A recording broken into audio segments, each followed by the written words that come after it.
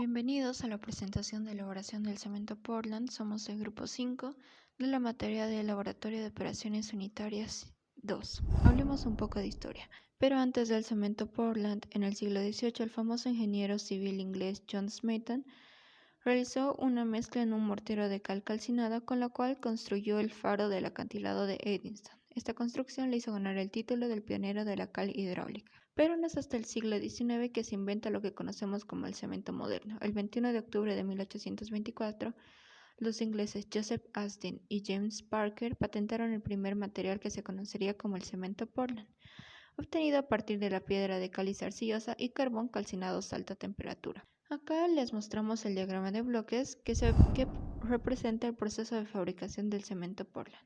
Ahora hablemos un poco más sobre el proceso de elaboración del cemento Portland. Empecemos por la obtención y preparación de materias primas.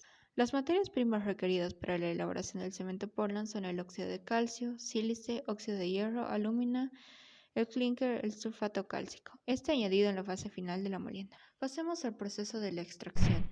La extracción de las materias primas se hace en canteras, normalmente a cielo abierto. Las canteras se explotan mediante voladuras controladas en el caso de materiales duros como las calizas, mientras que en el caso de materiales blandos como las arcillas se utilizan excavadoras para su extracción. Las operaciones de extracción incluyen excavaciones, voladuras, perforación de rocas y acarreo. Pasemos al proceso de trituración de la materia prima. Una vez extraído y dosificado el material, se produce su trituración hasta obtener una granulometría adecuada para el producto de la molienda y se traslada a la fábrica mediante cintas transportadoras o camiones para su almacenamiento. Este proceso se consigue a través de un triturador de cono que funciona con el principio de compresión que desmenuza la caliza a un menor tamaño. Después es llevado a otro triturador de barras que funciona con el principio de impacto que disminuye los materiales menores a 1 o 2 pulgadas.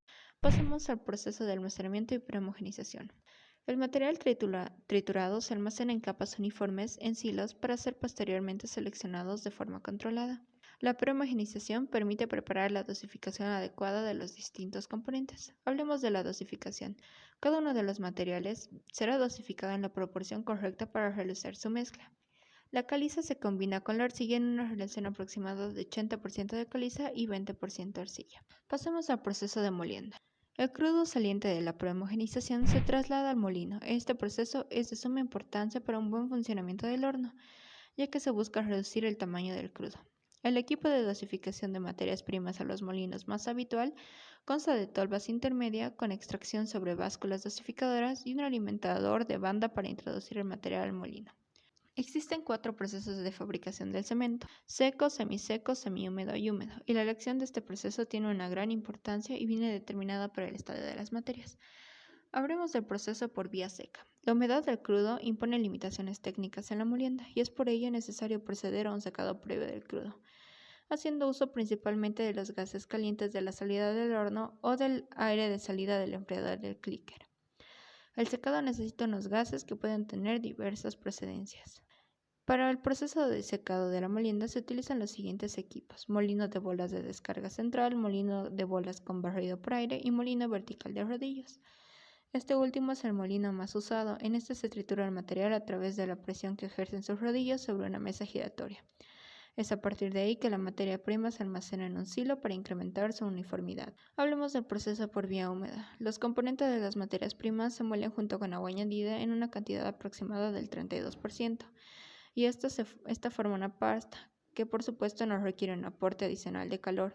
Se realizan molinos similares a los de vía seca. Para lograr la finura requerida de la pasta suelen utilizarse los sistemas de molienda en circuito cerrado.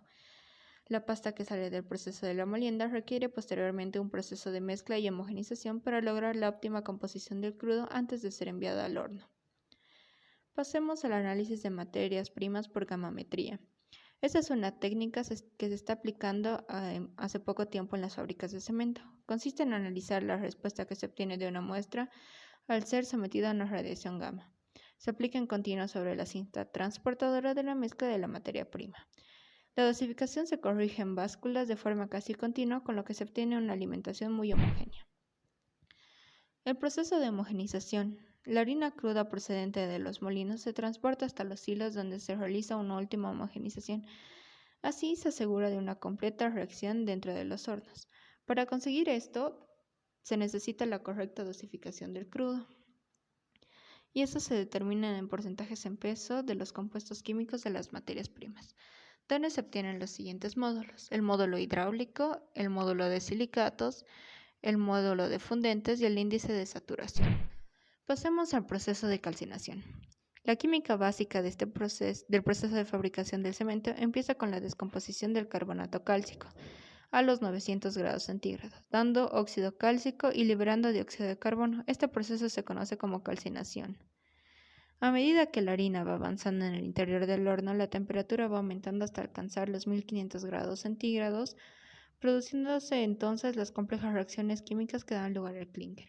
Este proceso se puede hacer por vía húmeda o por vía seca. Hablemos del proceso por vía húmeda. Acá las materias primas, a menudo con alto contenido de humedad, se muelen con agua para formar una pasta bombeable. La pasta es alimentada directamente al horno o previamente se pasa por un secador de pasta. Hablemos del proceso de vía seca.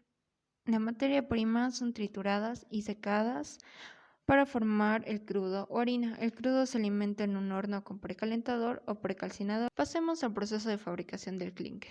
Esta operación se lleva a cabo en el horno. Consiste en todo el proceso de calcinación que, como mencionamos anteriormente, puede ser por vía húmeda o vía seca. Independientemente del tipo de proceso, dentro del horno se llevan a cabo las siguientes reacciones.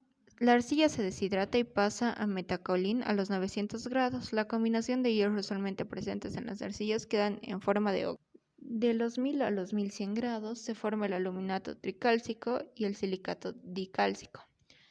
De los 1100 a los 1200 grados se forma el ferrito aluminato tetacálcico. Y de los 1250 a los 1480 grados se forma el silicato tricálcico.